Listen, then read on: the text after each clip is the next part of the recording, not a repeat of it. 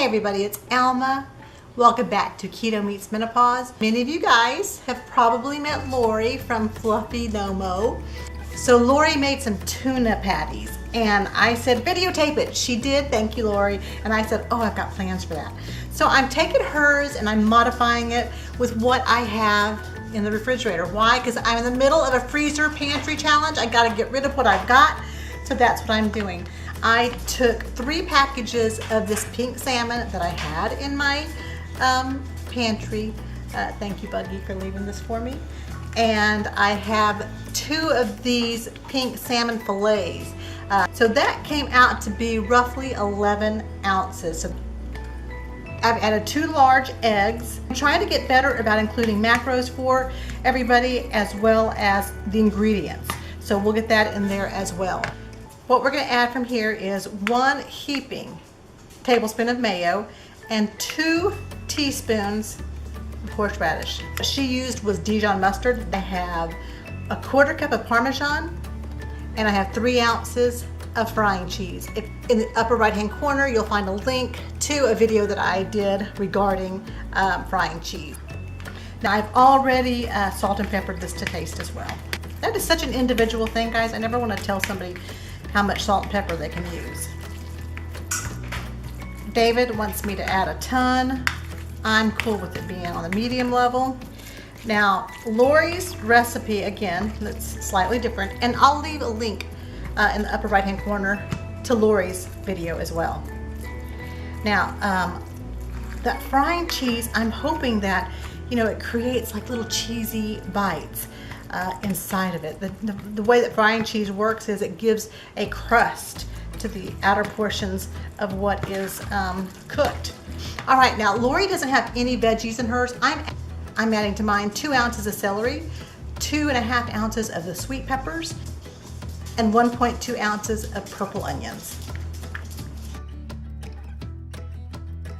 Add a tablespoon of some psyllium husk, and it'll get some more fiber. While I continue to mix, I have my pan heating up with 2 heaping tablespoons of bacon drippings. Use what you like. I believe Lori used olive oil. Hey Lori, if you're watching, let me know why you didn't use bacon drippings. I've seen you save your drippings. I know you use it. So I think that looks good. I think that'll be okay.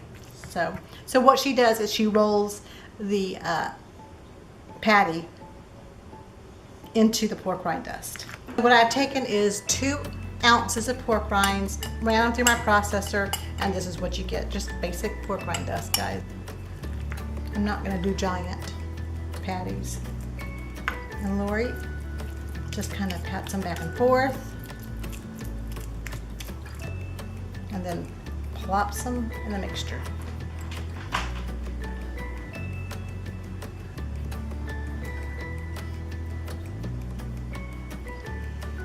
And then just kind of compacts it.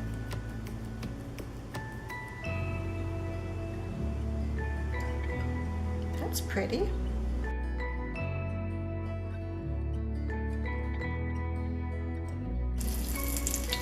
If you don't have it high enough, guys, that is when you'll notice that your patty will absorb more of the oil. So the higher the setting, the higher the bubble, the less likely you're going to have a lot of saturation of oil. I'm moving this all the way to a setting of 7 out of 10. Lori says about 3 minutes per side. So I've set my timer for 3 minutes and 22 seconds so we can do this without injury. Oh yeah. Now guys, y'all may sit there and say, that's a burn. That is how I have to cook my husband's food, guys. He wants a scald on it. If there's not a scald, he's not happy. True story. I know you've heard it on his taste test before. This is probably the golden color that Lori was talking about. I'm gonna let it go a little bit longer. And if you've ever had crab cakes, this is probably gonna be about the same consistency as a crab cake.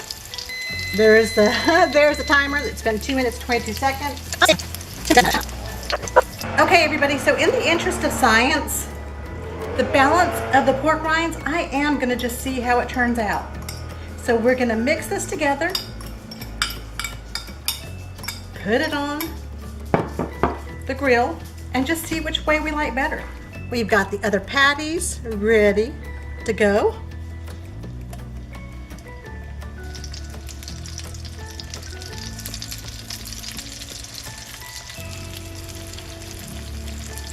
Got the timer going for 2 minutes and 22 seconds. Now in Lori's recipe, you'll notice that she actually puts different spices in.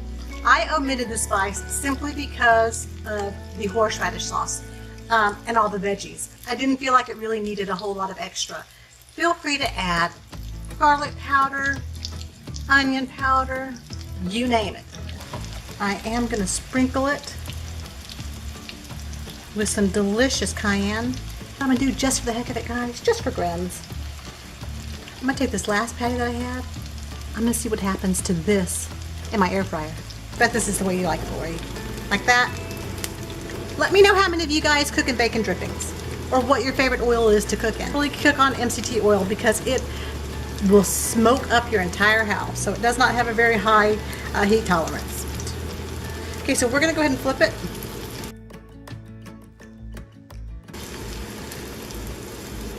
How's that look, guys? So, Lori, my sweet Lori, fluffynomo, she made tuna cakes. Tuna cakes? Yes. That's what I'm going to start calling you. Hey, tuna cakes. Come here, tuna cake. Give me a kiss. Lori made tuna cakes. Yes. And I have altered it by Salmon cakes. salmon cakes. Ask any mermaid you happen to see, what's the best salmon? Salmon of the sea. So the one on your Right. right has more of a scald. I see that. And that has the pork rinds cooked on the outside of the tuna, of the salmon. Mm. Is that good? Mm-hmm. What does it look like on the inside? Can you show our viewing public? It looks like a man took a bite out of it. Um, I love this. This is really good. It's got a crispy outside texture and moist, meaty inside. okay. And I really like that. All right, now taste the next one. The next one is made differently. I went ahead and made the remaining patties. I went ahead and put the pork rinds in the mixture. Tell me if you can tell the difference.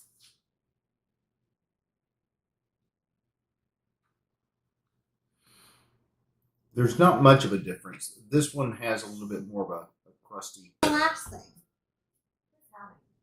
The last thing I am a grown man. I do not pout. You pout. So the last thing is I made one in an air fryer. Oh, really? So this one here, That guys. danged air fryer. Again. This one here is from the air fryer. So this is from the air fryer. And this is what it looks like. It's definitely cooked differently. All right, so you're going to get the bigger piece, and I get the smaller piece. Air fryer. Air fryer. Oh, yeah. It's different. It's like the god of salmon. No, it's definitely different, Smiled right? upon me. Yeah, it is. And so there's no bacon drippings or anything. That was cooked in bacon drippings. These aren't. A nice crunch to it throughout. Mm-hmm. Do you remember the crab balls that you could buy?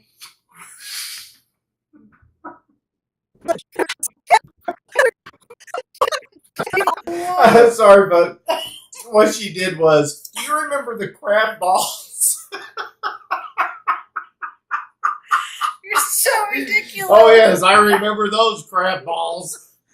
You're so ridiculous. Do you remember the crab balls that you used to be able to buy at Long John Silver's, like during Lent and stuff like that? Yes, yes.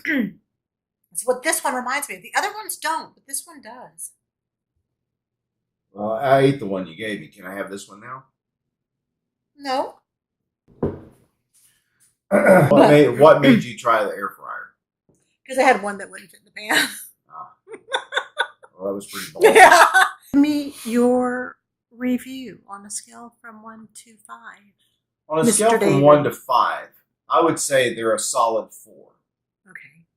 The reason they're not a 5 is because I like more salt. You know what? I I have that in my video. I have that in my video saying David would definitely want more salt in it. More salt, it's a 5. I'm going to show a picture at the end and we'll go over the macros. That way David can finish eating. All right, guys. Have a blessed Thank you, day.